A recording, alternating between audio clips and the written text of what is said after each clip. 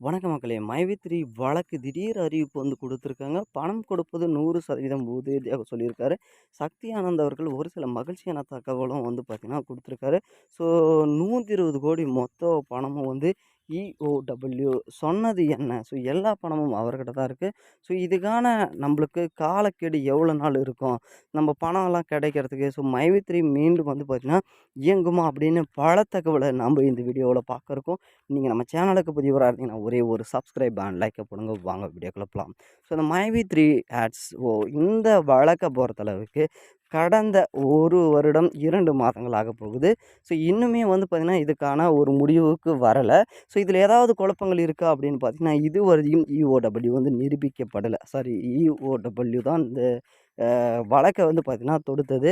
So ஆனாலும் பார்த்தீங்கன்னா, இது எந்த ஒரு குற்றச்சாட்டும் பார்த்தீங்கன்னா, இன்னும் அதிகம் நிரூபிக்கப்படாதனால, ஸோ மக்களுக்கு பார்த்தீங்கன்னா, பெரும் அதிர்ச்சிய உண்டாக்கியிருக்கு. ஸோ இது பார்த்தீங்கன்னா, எல்லாருமே சக்தி ஆனந்த் அவர்கள் சீக்கிரம் இந்த கேஸ முடிக்குவாரு அப்படின்னு எல்லாமே சக்தி ஆனந்த் அவர்கள் மேல நம்ம எதிர்பார்த்திருந்தோம். ஆனா இது முடிக்க வேண்டியது பார்த்தீங்கன்னா, அதிகமா இஓடபிள்யூ. ஸோ இந்த டிபார்ட்மெண்ட் தான். இன்னுமே பார்த்தீங்கன்னா, இவங்க முடிக்காம இருக்காங்க. ஸோ முடிக்காம இருக்கிறதுக்கு என்ன காரணம் அப்படின்னும் வெளிப்படையா சொல்ல மாட்டேங்கிறாங்க. ஸோ அதே மாரி கோர்ட்டும் சக்தி ஆனந்த் அவர்களுக்கு சிறையில் வைத்தாங்க. ஸோ கோர்ட் என்ன சொல்லியிருக்காங்கன்னா, சக்தி ஆனந்த் அவர்கள் எதுவும் பார்த்தீங்கன்னா, வெளிப்படையா அறிவிப்பு குடுக்கக்கூடாது அப்படின்னு சொல்லியிருக்காங்க.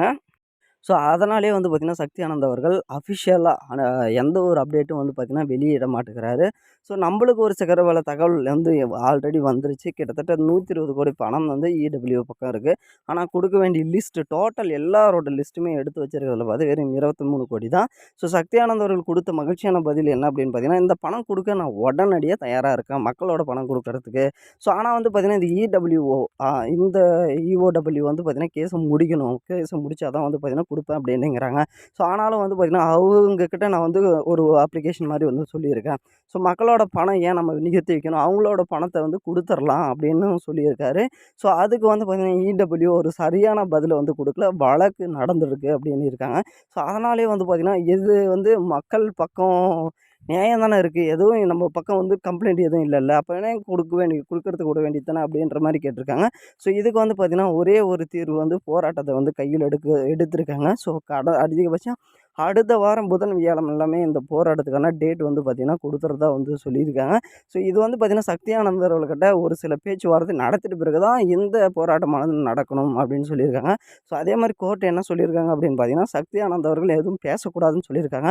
ஸோ இவர்கிட்ட பார்த்தீங்கன்னா, இவரா போராட்டத்த நடத்துறதுக்கு ஆர்கனைஸ் பண்றாரு அப்படின்ற மாரி வரக்கூடாதனால, சில பேர் பார்த்தீங்கன்னா, நாமளே களத்துல இறங்கலாம். ஆல்ரெடி ஒரு போராட்டம் பண்ணாதனால தான் நம்மளுக்கு ஒரு விடிவு காலம் கிடைக்கும் அப்படின்னு நெனச்சோம். ஸோ இன்னுமே பார்த்தீங்கன்னா, போராட்டத்துக்கான நடவடிக்கை நம்ம எடுக்கல.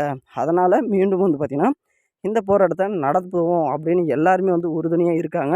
இந்த போராட்டம் பார்த்தீங்கன்னா, அதிகபட்சம் அடுத்த வாரம் நிச்சயமா நடக்கும் அப்படின்றதுல எந்த ஒரு சந்தேகமும் கிடையாது. வேற அப்டேட் எதனா வந்துச்சுன்னா, கண்டிப்பா தெரிவிக்கிறோம். நன்றி, வணக்கம். Thank you.